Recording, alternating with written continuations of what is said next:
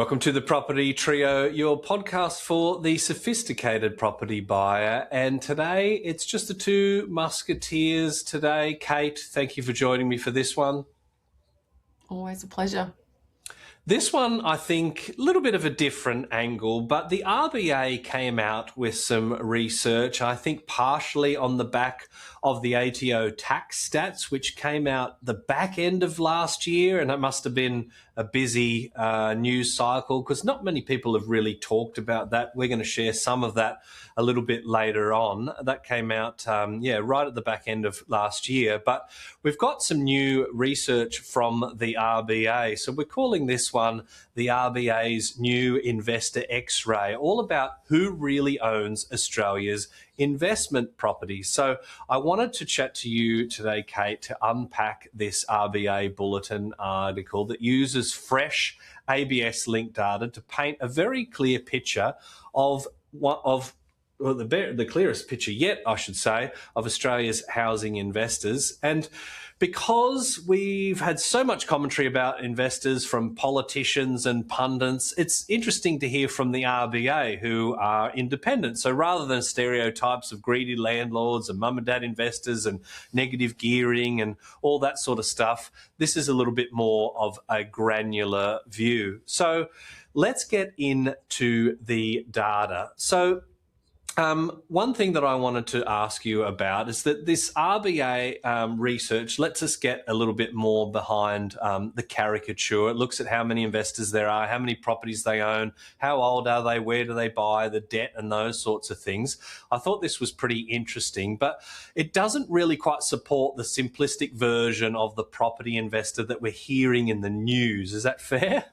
Yeah, very fair. And to be honest, Mike, I think that's what makes this really interesting because the data's giving us some nuance. And, nuance is often the first casualty in any kind of property debate. So let's lift the lid. All right, good. I'm glad you're on board.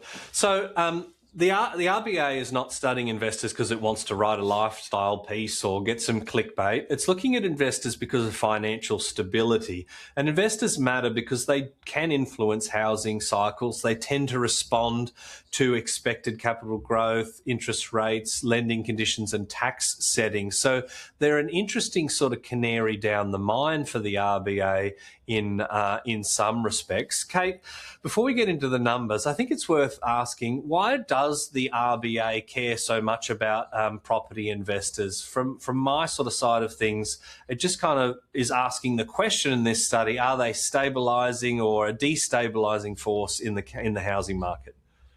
Oh, look, housing is a massive part of our nation's wealth. And, we've got to stand back and look at the even bigger picture. It's the Australian economy that we're really talking about. But, but homelessness is a massive issue, and opportunity for first home buyers has been, one of the most ongoing debates and concerns from, election campaign to election campaign for many, many years. So the RBA do care about this group for all of those reasons, but we also have to understand, the movement of money within a domestic economy. Are people taking on too much debt? Are we getting bubble conditions? And I remember only very recently when we had concerns around too much debt. So while that was APRA-led, the RBA and APRA, they certainly have to walk in step with each other. So we'll always have a spotlight on housing. And it's not just about affordability, it's about how money moves around, where it's stored, when debt is too high, because it interlinks into our economy so critically. And love or loathe investors, we kind of hope people listening to the show probably love them, but they have a part to play, especially when the government is really out of the public housing business. We're talking about 90% of private rental accommodation comes through investors like you and me. So let's have a look at some key data points. So the RBA identified 2.3 million individual housing investors, which is equivalent to roughly 10% of the working age population. And investment properties account for about 20% of all dwelling stock. So I've thrown those headline figures at you, Cate. Does that number surprise you? 1 in 10 working age Australians have an investment property? No, it doesn't surprise me. I think the figure that does surprise me is that investment property is accounting for about 20% of dwelling stock, because we know that renters account for around 30%. So the mismatch there, and you've hit on a very good point, I think. I think the household formation rate, if you segment between owner-occupiers and renters, is going to be fundamentally different. It sort of seems like it has to be based on those numbers, right? That's right. I think it is All all right. about household formation rates. Yes, and gosh, won't that be an interesting thing to watch post-budget? But we've got to stop talking about the budget. But I think this is where the public debate gets a little bit distorted too, because when people hear about property investors, they think that they're multi-portfolio owners. But some of this data brings that into question. So, for example, around 70% of investors own one investment property. The remaining 30% own multiple investment properties, but that smaller group owns about half of all investment properties. So that kind of speaks to me as like one of those lies, damn lies, and statistics. You can cut that any way you like. You can kind of say 30% of property investors own half of all investment properties, almost like a bit of a Pareto principle type thing. But you could also say that if you own 3 or more properties, then you represent only 10% of the investor population. And the politicians love to talk about the investor with their 6th, 7th, 8th, 10th property. You're actually quite a bit less than 1% of all property investors. So that was a big point for me. When you're dealing with clients, Cate, I want to sort of get your sense of things because, of course, you will deal with multi-portfolio property owners, but what does the average property investor look like to you when you're dealing with them? Yeah, I concur with you completely. You know, the multi-property investor with 6 or more is just such a tiny little dot in the pie chart. And I'm a buyer's advocate and I deal with investors. So you would expect that I would have a disproportionate number of, friends and contacts and clients who have multi-property portfolios.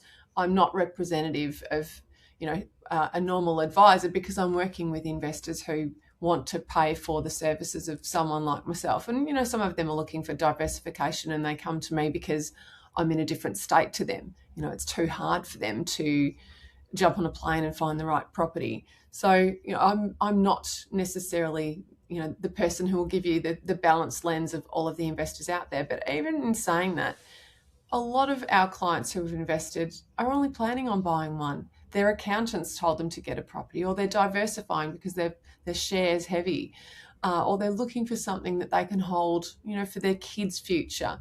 Or they might be buying a property that one day they're thinking that they could downsize into. And I've got my own thoughts on buying investment properties for personal reasons, but the reality is I'm dealing with a lot of 1 and 2 property investors. It's not unusual, and that is certainly what the bell curve looks like.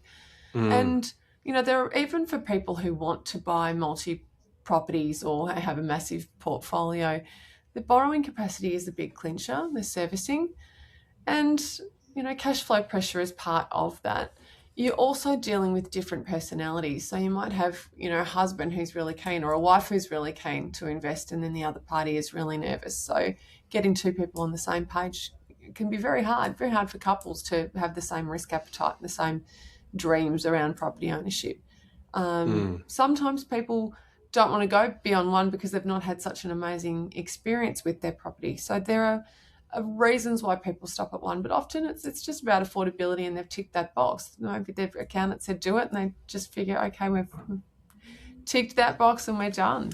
Yeah. And you've had some great insights over the years on this podcast about that kind of psychologist role that you play between 2 people, where one might be gung-ho, let's throw the kitchen sink at this portfolio, and the other one's like, sounds a bit risky to be millions of dollars into debt, right?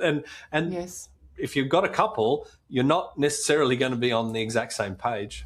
that's right. The number of people who have grown up with the value firmly in their head, debt is bad, they're the ones that really struggle to commit to an investment property, especially when they're paying down a principal place of residence. And that's a huge mental barrier for a lot of people. I always say there's good debt and there's bad debt. Get really comfortable with good debt because it's a very powerful tool for wealth creation. But not everyone, has that willingness to take on more debt in the face of building their future. Yeah. It's a good probably opportunity to take a little moment to talk about the difference between owning an investment property and actually building an investment property portfolio. The numbers are saying most people own an investment property. They're not necessarily building out a portfolio. They sound very similar, but very, very different things in principle. A single property investor might buy something and hope that it goes up in value.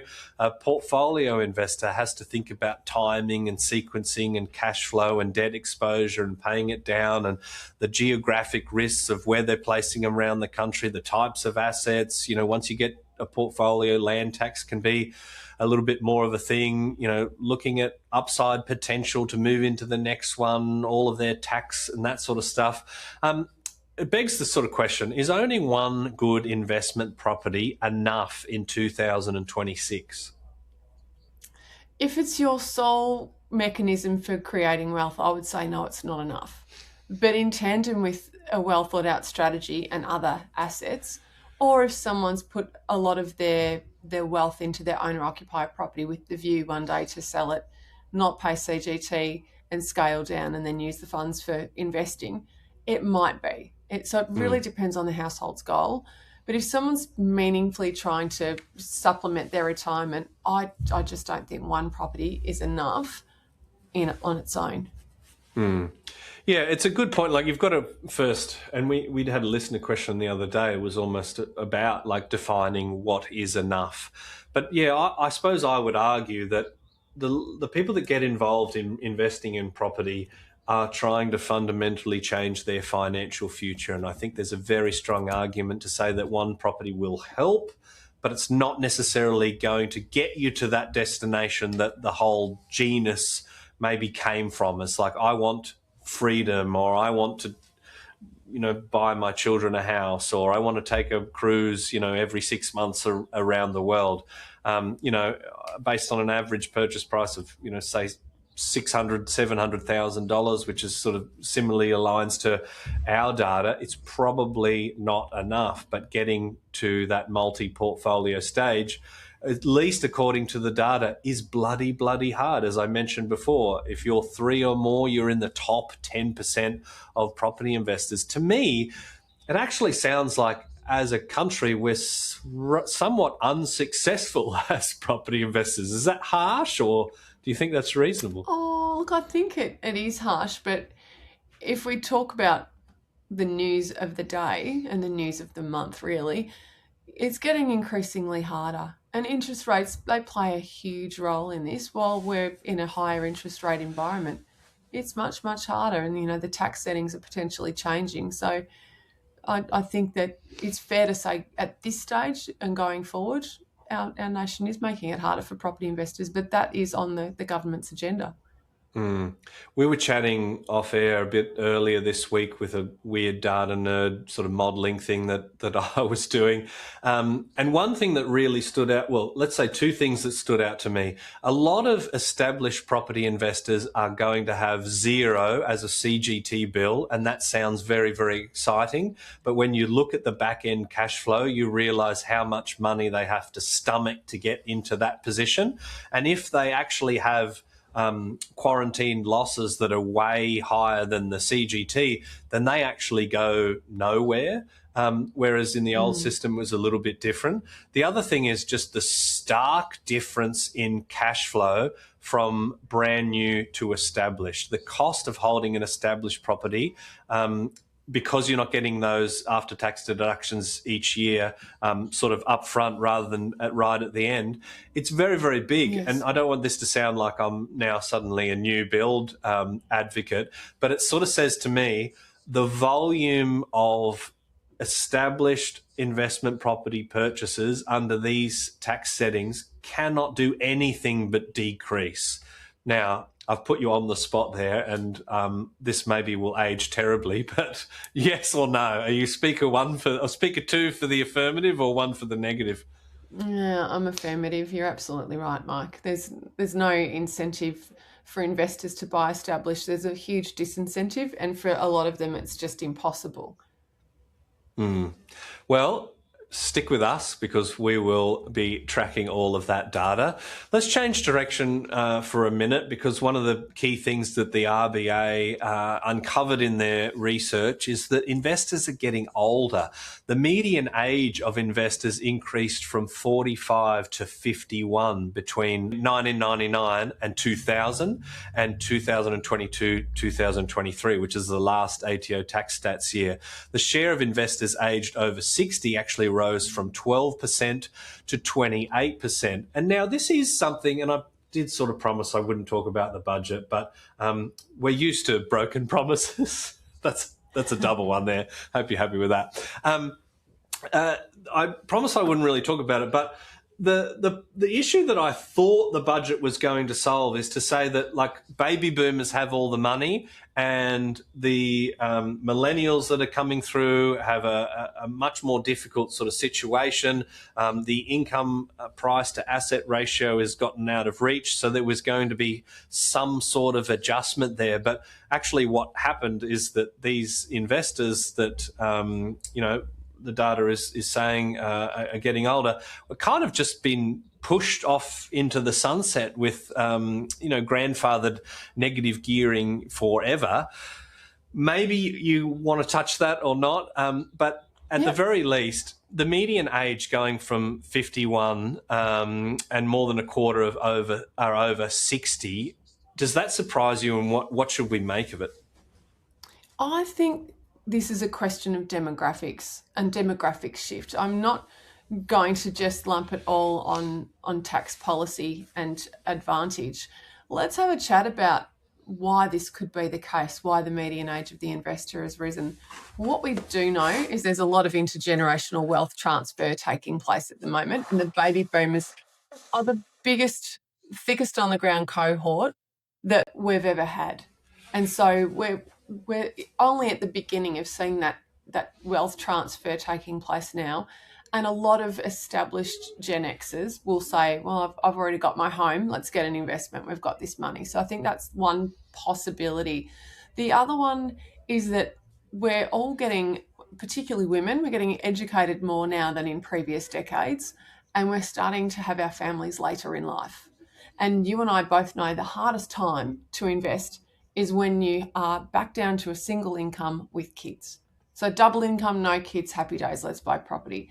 But if people are starting later, then they've got kids on, under their roof at a later stage in life, and it's not until both parties are able to go back to work and earn enough to service an investment mortgage that they're able to get serious about investing. So I get to see a lot of really young investors, savvy in their 20s, let's do this. They're single income, no kids. And then I'm getting to work with young double income, no kids. But you do tend to get a bit of a gap there with young kids, couples with young kids. It's really hard because they're either paying for daycare and probably not working full-time, a pair of them, and juggling the expense of having kids. And so their acquisition journey starts later. I think that those two things in combination are giving us a hint into why investment ages are older.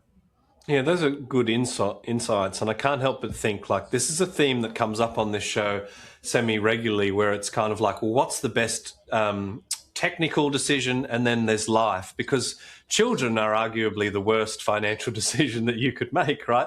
We often hear those stories. It costs, $500,000 to raise one to 18, or it might even be a little bit more. It's if your sole aim is to grow your portfolio, don't have children, right? But that I'm using that as a ridiculous, absurd case study, because people don't think like that, and nor should they. But often that comes up as a little bit of a theme as to, like, okay, well, the right thing to do might be this, but you've got to be comfortable with it. And that's a big part of property investing as well, because you don't want to be in a situation where you're forced to sell. It's The demographics to me are interesting from a policy perspective, because if we've got investors that are aging, we know that the asset price to income ratio has galloped its way from about 4 times income in 2022 to about 8.5 today. It sort of begs the question, if the old investors are slowly leaving and property investment is less appealing, do we get a smooth handover from older to younger investors when it is actually a lot harder to get into the market? We may just get a lot fewer private rental providers. And it does sort of seem like the government is really wanting to lean into the build to the rent style stuff, and for want of a better term, the company style landlord rather than the mum and dad style landlord. But we do have a massive problem, I think, in the coming years. What do you see in the future if we're sort of galloping into the future with this tax policy setting? Yeah, if it does go ahead, which I suspect it will definitely distort the balance of rental properties that we understand today, particularly in the established housing space. Even though we know that negative gearing is grandfathered for those who hold established property, the older investors, and particularly the multi-property investors, they're not getting negative gearing anyway because their properties are positively geared. And then it's really a case of when will they choose to dispose of them and put the money into super or shares and have an easier asset to manage into their retirement. So I think we will definitely see the number of established rentals eroded. And unfortunately, they're in the central and suburban areas. They're not in the fringe and they're not in the high rise. So houses, I think we'll see the number of houses available for rent in the middle ring and even inner ring areas really decline. And of course, that will have a marked impact on rents and on what people choose to do, because do you choose to be displaced, or do you look at alternative types of housing, or do you find a way to get into the market? So yeah, we'll definitely see some changes. I've often thought and said that housing affordability is seemingly hyper-focused on, can a first home buyer buy a property? But to me, housing affordability is a much broader question, and it brings in rental affordability. Housing affordability could be accommodation affordability. I'm not talking about, booking a hotel room, but a roof over your head on a permanent basis. We've got so much focus on first home buyers getting into the market. I think that's a quintessentially Australian view, and I think that's a great thing. As a nation, we aspire to be homeowners, but if we are trying to address affordability, we can't ignore rents. And this $2 a week Treasury modelling would be terribly convenient if it was true. But I think you've outlined a number of reasons, and I agree. I can't see anything but upward movement in rents, because even if we do move to these build-to-rent models, the ability to construct them at the time and place that they're needed, given the construction lag and the risks and the financing and the government's own run rate of building homes, it's very concerning, I think. Yeah, look, I agree, Mike. Will we see a shift though? Will this propel a lot more younger Australians to embrace apartment living? Will we see the people that want to be closer to the city centres and the activity centres embrace being in higher density living? Is it a cultural shift that will be pushed on us and we'll just adapt? Because unlike lots of other countries, we love having our houses on, the quarter acre block. And I'm saying that tongue in cheek because most new blocks are smaller than that. But you can go to plenty of international cities that living in an apartment or a higher density townhouse is just a way of life. And I think the rate of building starts that we're getting, and particularly in my home state, the activity centres and the plans that are being signed off are for much higher density where a lot of people want to live. Yeah, the Victorian run rate for housing starts is actually one of the better ones. Interestingly, when you're looking at the Housing Accord, I was looking at the data, and the ACT is doing better. And I was chatting to my business partner, Marty, who went to a housing summit. And Marty said, like, this target won't be achievable because, all of the local councils are going to slow things down with red tape. And there was a minister in the ACT and said, well, it's not going to be a problem here because we don't have local councils and anything goes over my desk is going to get approved. Now, I don't know who that person was or what position they're in, but I think he's proven to be correct that at least in the ACT they're doing a lot better. And yeah, Victoria's been, of course, still a way off the target, but doing a lot better. Let's talk about money, though, Cate. This is something that I think a lot of the tenant advocacy groups will zero in on, but I have a very easy way to explain this. But investors tend to be higher income earners. That was another finding of the the RBA.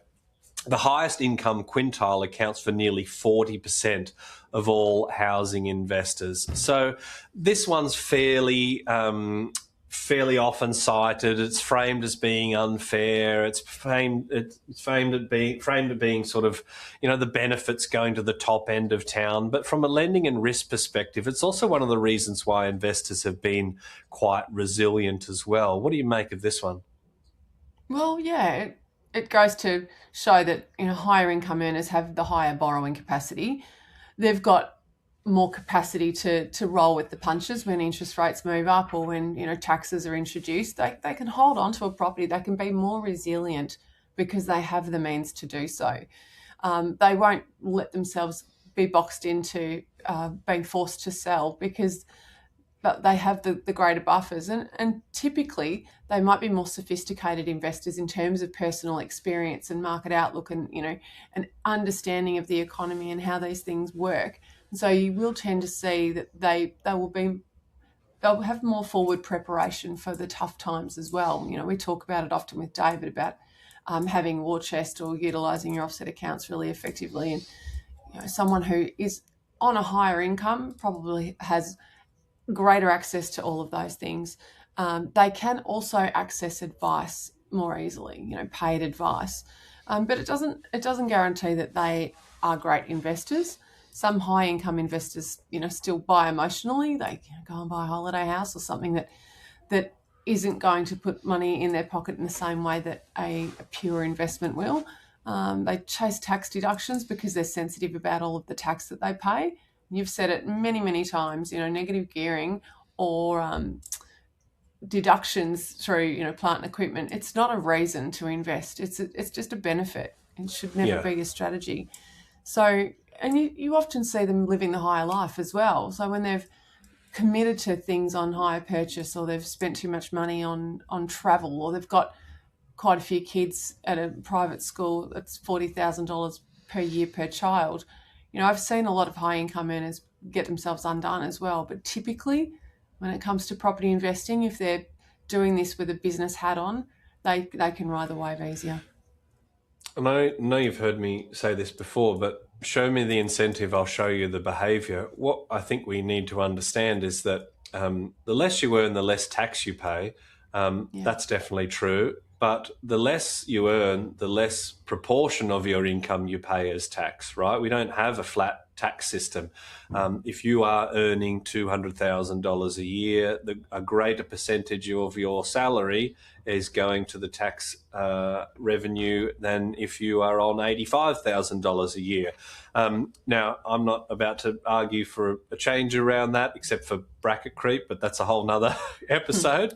But these people are witnessing that they're paying more tax. There's this discussion and debate that we have of, is there a tax on aspiration? Some of these people would be rightfully thinking perhaps that they've dedicated their life and their knowledge and their training and their career to put themselves in a financial position and don't believe they should be paying a higher percentage rate of tax than somebody else. That's a whole quagmire to get into. But at the end of the day, if people are feeling like they're paying too much tax, there are avenues to minimise their tax, then they will be drawn to them like a moth to a flame. Yeah. All right. The next thing I wanted to talk about is negative gearing, and this isn't a huge surprise, but negative gearing is interest rate sensitive. So the share of investors with at least one negatively geared property has moved over time, largely in line with interest rates. So lower rates reduced interest expenses and shifted some investors back into positive. I think in the 2020 to 2021 financial year, we actually had negative gearing losses across the investor cohort just because we had crisis levels of rental accommodation. Higher rates in 21-22 obviously pushed more investors back into negative gearing. So this is it's an interesting one because people just talk about property investors going out there to purposefully negatively geared, but I think that's an uneducated opinion. Nobody sets out to make a loss, and that loss does depend on the economic situation at the time. Is it a high rent environment, or is it a low rent environment? Is it a high interest rate environment, or is it low? Cate, are you seeing investors thinking differently now about cash flow compared to when we were in those crisis level interest rates in and around COVID? Yeah, I absolutely am, because it's a lot more expensive to hold the property now. To your point, the interest rates have tripled on what they were. And we did a really good pod with you, a really good episode a while back about the cost to the government of negative gearing benefits during that 2019-2020 tax period. And it was a really eye-opening one because there were no losses to the government. Everybody's portfolio was broadly positively geared, so people were actually paying tax on their rent. And it's very, very different now. I'd love to see everyone just paying tax on their rent because it would mean that they're not having a shortfall. Investors not only care about the holding costs, it's precluding them from purchasing because the lenders factor in negative gearing, and obviously with that potentially off the table, they won't be factoring that in anymore, and it has a massive impact on borrowing capacity, as does the rate of the day. So if the interest rates are higher, as we all know, especially when we're talking about home ownership, people have less to spend. The same goes for investors. So people absolutely look at their holding costs, and they'll determine not only whether they can purchase, but whether they want to purchase property. And we've got owners corporation, insurance, land tax, rates, maintenance, property management fees. All of those things have to be factored in, not just the interest rate. Yeah, absolutely. Good point. And let's talk about leverage, which is a component of losses. If you have a 50% LVR, you're less likely to be negatively geared than somebody with a 90% LVR. But in the research from the RBA, they found around 80% of investors have at least one property with debt attached, and that share has been fairly stable over time. It feels important because it suggests that investors have not suddenly become dramatically more debt dependent as a group, even though debt levels and prices have obviously gone up. What's your take on this one?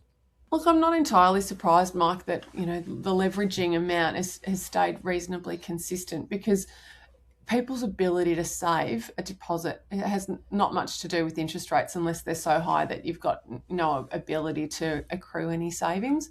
And the way that investors usually get started, typically they have a family home or they have an owner-occupied home.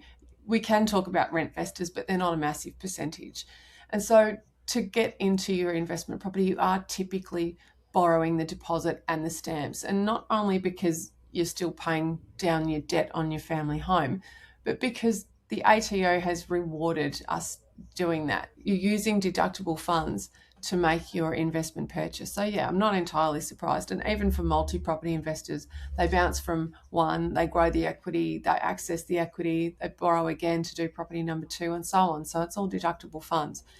I'm not surprised that it's 80%. Let's talk about leveraging on steroids, and this is something that, I mean, you referenced APRA before, and something that they came and made some changes in 2026 about, and that's always the tricky thing when we're doing our forecast for house prices at the beginning of the year. Legislation and intervention blows some of that out of the water, and I think we're all going to be smashed to smithereens from this budget stuff. But in 2021, about 20% of leveraged investors had a housing debt to income ratio above 6. A debt to income ratio above 6 is considered higher risk by, of course, the RBA and APRA. And I think this is probably the big risk flag in the article. About 1 in 5 leveraged investors had housing debt more than 6 times their income in 2021. How should people be thinking about it? I know that it's just a blunt measure, and some investors don't care about it at all. It's just, if the bank will give me some money, then I want to spend it. But what does it tell us, do you think? Oh, it doesn't capture absolutely everything. You know, a person with strong rent, a secure income, buffers, and low living costs, they might manage that higher debt ratio comfortably, but it does reduce your flexibility.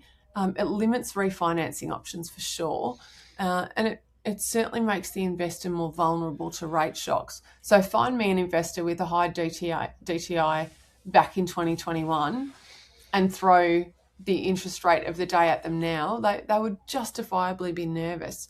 So we've also talked about being trapped in loans, and we call those mortgage prisoners. And it means that you're not able to restructure or change lenders because you're already above the threshold of what anyone else would be prepared to loan you based on servicing and what your current debt levels are. So mortgage prisoner is something that we hear a lot about when rates jump up like they have. And it's really challenging if the investor has both their owner-occupied debt and their investment debt as well.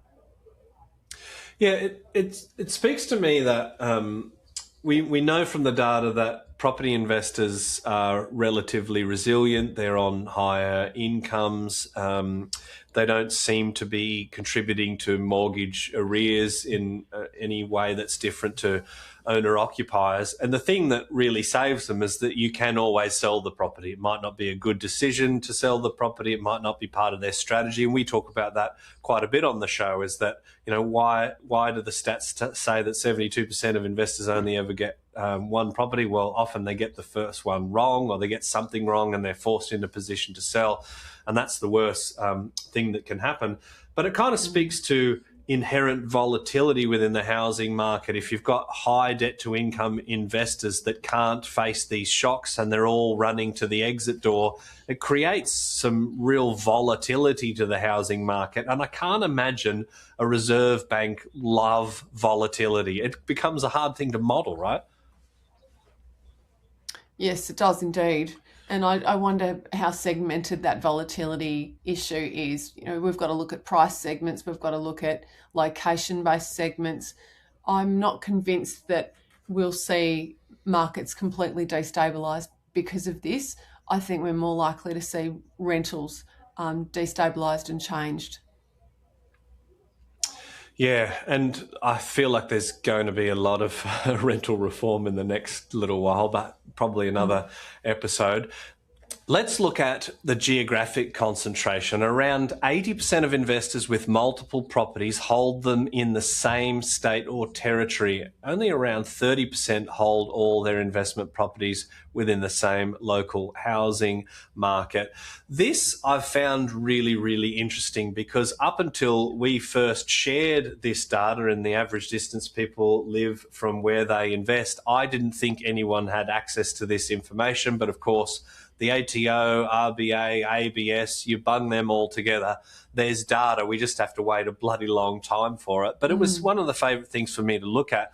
Multi-property investors are becoming a lot more geographically diversified over time by the looks of it, certainly supported by our data, but most still hold properties in the same state. There's some degree of comfort, I think, that's really inherently part of property investors in where they're buying and where they're familiar with, that I don't think we can ignore outright. What do you make of this one? Look, it's most likely that an investor who's starting out is dunking a toe in the water and wanting to take it very, very carefully, and they will buy where they know. They might know that it makes sense to diversify and buy in another state, but they will buy close to home. You'll often see them in the same postcode. And, we feel like we're experts in our own little world when it comes to buying property. If we've bought a home, we know that we've been able to navigate the property market locally. We've got some agent relationships. We're not very good at looking beyond, our own front fence. But there are other reasons as well. Investors also like to delude themselves that they'll have a future use for a property, so they still have that emotional connection. It might be where my kids can live, or when I get older I can scale down and live here, or my aging parent might move in, or the one that I often hear, if everything goes pear-shaped, or if something happens, it's a plan B option for our home. And you'd be surprised how many people say that.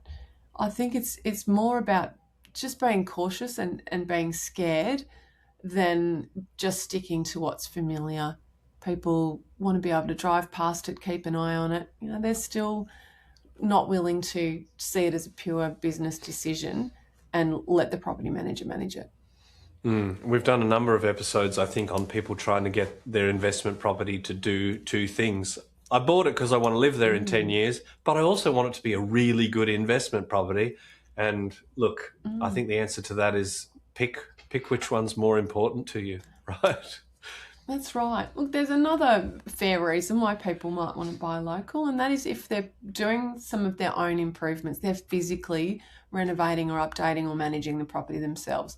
Way easier to fill the van up with your gear and drive down the road than to pack everything up and drive across the Nullarbor, or carry it on an aircraft and then organise hire cars, etc. So people do like to be hands-on and do their own things.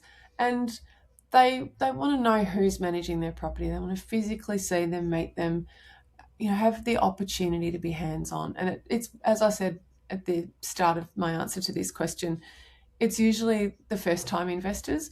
But let's face it, most investors stop at one and some have two, and it's a much smaller number that have multiples after that. So if you're only having one or two, that need to diversify is not as great either. So I suppose if we're summarising the RBA research, and of course you can see that on their website, they speak to probably more the middle, that investors aren't wealthy land barons, and also they are better off than the average Australian, you could argue. They are quite resilient financially, but there's also some risks that they've flagged as well: high debt to income, ageing populations, and those sorts of things. So it was a bit of an interesting sort of thought experiment, and I just kind of think it's interesting to get the RBA looking at this from a system-wide stability of financial systems lens. But at the end of the day, for the individual investor, it's a little bit more personal to them. So there's a couple more points. If you're interested in diving into that research, of course, it's available on the RBA's website. And they do lots of research papers. They do actually have academics working at the RBA and some joint venture projects. So there's often some really interesting research pieces that happen. But this one caught my eye because it was a real snapshot about property investors in Australia, and they're really looking at it from a financial risk perspective. And what they've really found is that property investors are quite average. Yes, they are a little bit better off than the average Australian. There are risks associated with ageing property investors. There are risks associated with high debt to income ratios, but they are a very, very important part of the makeup of housing within Australia. To summarise your sort of view on property investors, and anyone that's listening at home that's kind of thinking, well, gosh, like that's just a snapshot of the whole of Australia, how does that relate to me? What would be your sort of takeaway point, Cate? I think we've got to look at our ecosystem, our households that are renters, our households that are paying down mortgages, our households that own outright, your house sharers. It's a very big ecosystem. And our ecosystem, for as long as I can remember, has been based on roughly having 30% of households being renters, give or take, but it's about a third. And unless our landscape changes through, it's not just taxation policy, unless it changes through the provision of housing, whether our tax system changes altogether and we have government and industry, private industry offering housing solutions. We've had an enormous reliance on private investors for all of these decades, and that's the ecosystem that we're in at the moment. Now, we've got some enormous tax shocks that are likely to unfold for all of us, and it will change things. It's not going to decimate the property market. It will change things, though. It will change the balance of where people live, what they live in, whether it's brand new, whether it's established. Tax changes do that. Legislative changes can have significant effect. But unless our ecosystem changes, where it's a different number to 30% that are reliant on on renting, or whether it's the provision of housing that significantly changes and suddenly our government builds all of these properties, I think that the key message out of today's chat with you is that we've seen consistency in some of these metrics and ratios for decades. And I don't really see that changing dramatically. Well, as I mentioned before, if it does, we'll be here to give you the insights and the read on the data. And I love doing that with yourself and Dave, and he'll be back very soon, hopefully. So looking forward to getting his insights on what he's seeing post-budget as well. But it'll be an interesting back end of 2026. Now it's time for us to go mining for our gold nugget property tip of the day. My gold nugget for anyone who's intrigued about all of this is have a look at some of the reports that you can get from sources, as Mike said, such as the RBA. I often get onto the Cate site and have a look at some of the data and the articles that are coming out about various topics, not just focusing on market changes month to month. We can also see a lot of new data on the ABS side. It's full of information, but I think I'll leave it there. My gold nugget, I don't know, I don't want it to sound like a rally cry, but I think we're at a point in time in Australia where we're kind of challenging what is important to us and what the landscape and the rules of the game are going to be for the next possibly decades. I mean, it was 1985 we last saw a change to negative gearing. So I'd encourage people to educate themselves about it and participate in the political dialogue, because in about May 2028, you're going to have a say about what the future looks like. But by the same token, avoid the noise and focus on yourself. If you're interested in investing in property to put yourself in a financial position, nobody's going to do it for you. You need to be decisive. You need to be informed. You need to pick a great team of experts. And for anyone that does that, we always here at the Property Trio wish you all the best. And we'll be here to guide you through all of the changes, all of the data for the next little while at least. Cate, thanks for deep diving me on this little RBA nerd piece. I loved it. Thanks for prepping it. Good to see you. Cheers.